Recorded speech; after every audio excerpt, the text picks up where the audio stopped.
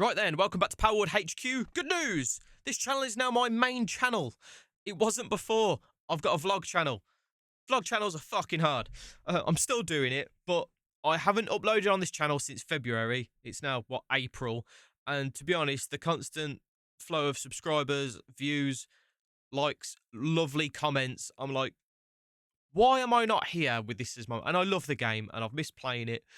So I'm here now. This is my main gig amongst still working on my other channel and having a family and fucking everything else. I did do a post saying this, and I asked viewers what they'd like to see, and I got this comment. I could use help with the best pals to put in my base and the best pals to fight in the early game.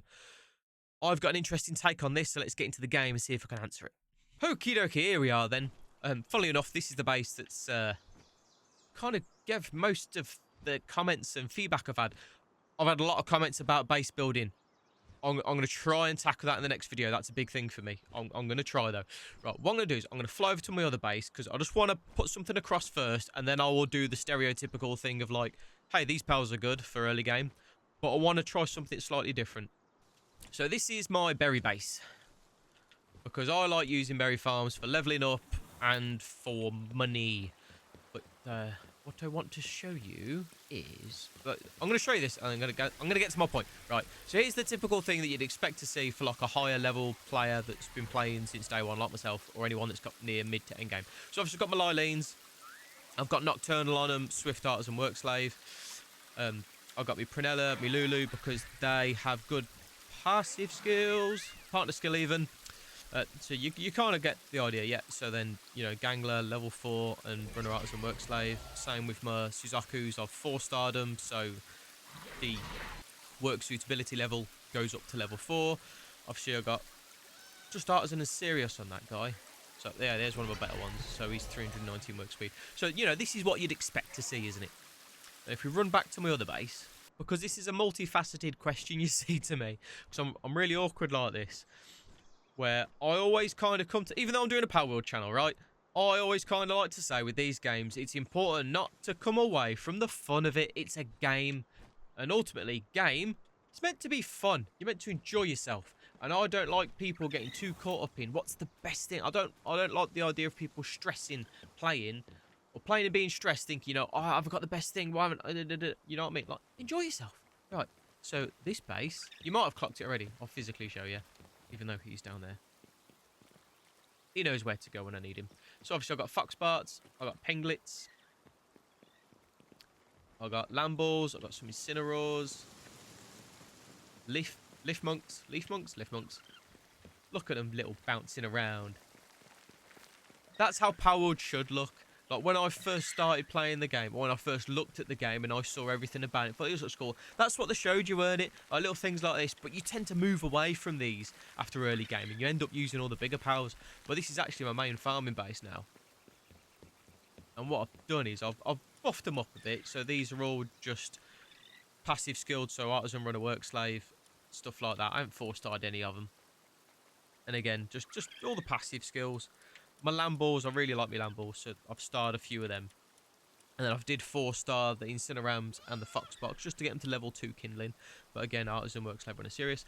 So, yeah, the point I'm kind of getting at is don't stress too much about it. Just use what's fun. Like, use what you enjoy, okay? The other thing that I will show you, so, okay, stage 2 of answering this question is instead of, which I will get to, I'll kind of say, here, I'll use these ones.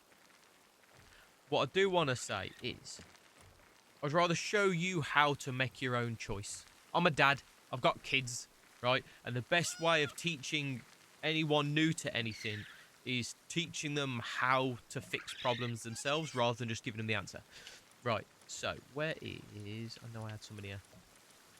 So ultimately, you're just looking where it says current task, just above that. Those are your work suitabilities.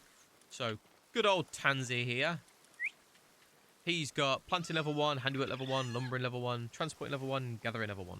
Now, early game, you're tight on slots for your base. Personally, what I do like to do, I use custom settings. I just play on my own. I'm not on some big server or anything like that. This is just cozy gaming for me, and I fucking love it. So, because of that, I use custom settings. And what I always do when I've started new islands, and this one, maximum number of bases, 10. I slap that up. Boom. Maximum number of pals, 50. Boom. Right. I don't use... You might have seen already from my pal boxes, I don't actually use 50 pals in my base. And I don't have 10 bases. But what it does early game is it allows you to unlock more pal slots and more bases faster. So yeah, I can't tell you exactly how much faster you unlock bases and pals. I just know you get more because I've done it, and I've done it for my sons because all three of my sons playing it, and they age from between 7 and 11, my three boys. And it's just better that way, because obviously you want to get to, as soon as you can, a point where you can have your tasks split between bases. So ideally you want to get to where you've got a plantation base and a breeding base, or maybe even a base that... Oh God, we're being attacked. You guys deal with that. Right, let's get back into the pal box. So as I was saying before, I drifted off about altering your settings and increasing the amount of bases you can have and pals you can have in your base. Ultimately, you're just looking at these work suitabilities. So, very early on, when you're very first starting, you can only have one base. You want pals like Liftmonk, Tansy, that have all this stuff. So, it might only be level 1, but you're going to be early in the game. So, you've got to think of efficiency of, you know, rather than having one pal do planting and one pal do gathering, like, you can have one pal that does planting and gathering. Then one pal that does he does lumbering as well. So, it's kind of that. It's using your pal base slots as efficiently as you can until you can start opening up the multi-base kind of level thing. So obviously, yeah, early game, I like Liftmonk. And when you say early game, I'm thinking of Land of Beginnings. I'm thinking islands that you're near. You know what I mean? Where you're actually going to find these pals. There's no point in saying, oh, these pals are good for early game, when it's on the fucking volcano island or some shit to try and get, or you got to try and breed it and you're not breeding yet. So yeah, I like Liftmonk. Gumos is alright, if I'm rightly. I don't know if I've got him in my... Gumos. See, Gumos is alright if, like, literally your first couple of days playing. But as soon as you can, you want to get onto Tansy or Liftmonk, because they just look at the work suitability. They've just got more, so they're just going to be better use early on. Same with Penglit, because he does transporting, handiwork, and watering. I like Lamballs. Handiwork, transporting, and obviously it's a ranch pal. So if I had an early game base, I would have a couple Penglits, I'd have a couple Liftmonks or Tansies. I would naturally have a couple Foxbarks. I'd probably have 2 in there as soon as I can. Obviously, when you very start, can you have 5, or might even be... You get 1.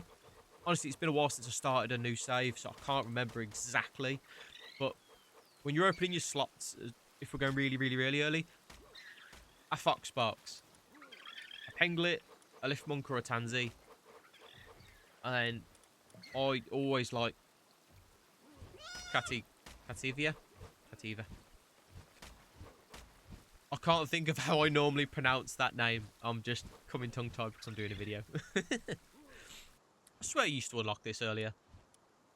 Well, obviously, as soon as you get to level 19, you can get a breeding farm. You do that. Big part of this game is breeding. Like, you want that thing. Dinosaur's a level 2 planter. So this is what I mean, though. So you just want to look at your work suitabilities and kind of decide for yourself, because you need to decide based on how far along in the game are you, as in, like, how much have you explored in the map, how you've leveled up, depending on how strong you are. Because I could say go get a Dinsum because it's level 2 planting, but you might be like, well, every time I go try and catch one of them, I die. So early game, it's more a case of just catching the pals that you can and using them as best you can.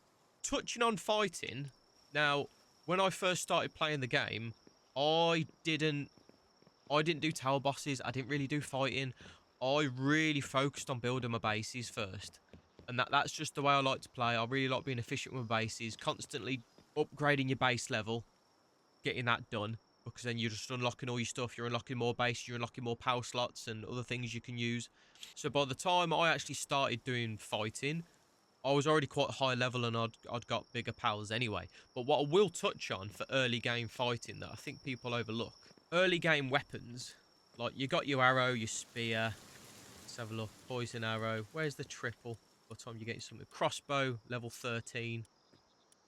So the crossbow's good. But I think you're level 21 before you're getting any kind of a decent gun like the musket. So let's say 21, level 21 before you get a gun. Right, this, I know he said base powers in the comment, but bear with me. So gun's 21. Now look at this. Level 6, you get Foxbart's flamethrower. I think people overlook this. You get a fucking flamethrower with Foxbarks, and it's great because you can use that skill with him and then put him down, and he's got his own attacks then as well. Lift Monk at 11 and Tansy at 12. So you get Tansy's gunner mode and you get Lift Monk's machine gun. So again, personally, I like those early game. I like those powers that have the partner skill that give you a weapon.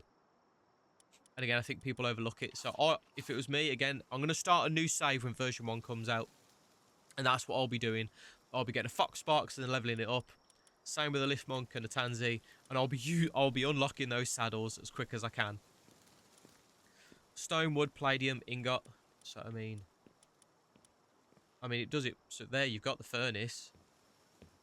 Flame organs. So, I'm trying not to branch off too much into, like, early game. And other things that you could be doing. Right, I'm going to jump back to a podcast screen just to finish this up with you. So yeah, I hope you found this useful and helpful, and I'm sorry again if I haven't answered it in a typical kind of way, but like I say, I could have just done another video like everyone else does. Hey, use these pals, but I want people to watch my videos and then go and have more fun playing the game, because I enjoy playing Palworld, and that's why I started making content around it, so other people can enjoy it too, because I almost fell in pitfalls and stuff where you start stressing about efficiency and blah de blah. And I don't like that. I didn't like going through it, and I don't want other people to go through that. So without sounding like a dick almost, it's like, just play the game better, like different.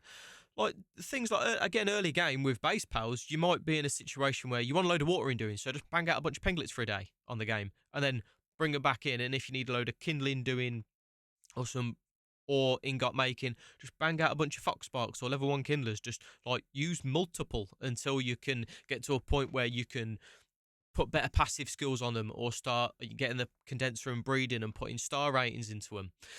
Or as again said, like when you can start having multiple bases, so you can have that base that just does planting, so it's just planters, waterers and gatherers sort of thing, and then another base where it's like some mining and kindling going on.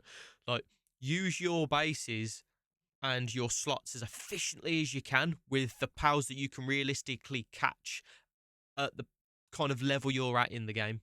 I think I've flogged this horse to death. I hope you've enjoyed the video. I hope you found it useful. I'm going to go stress now about thumbnails and stuff. Thank you for watching Palworld HQ, and I'll be doing at least between 1 and 2 weekly videos from now on. Like and subscribe, and I'll see you in the next video.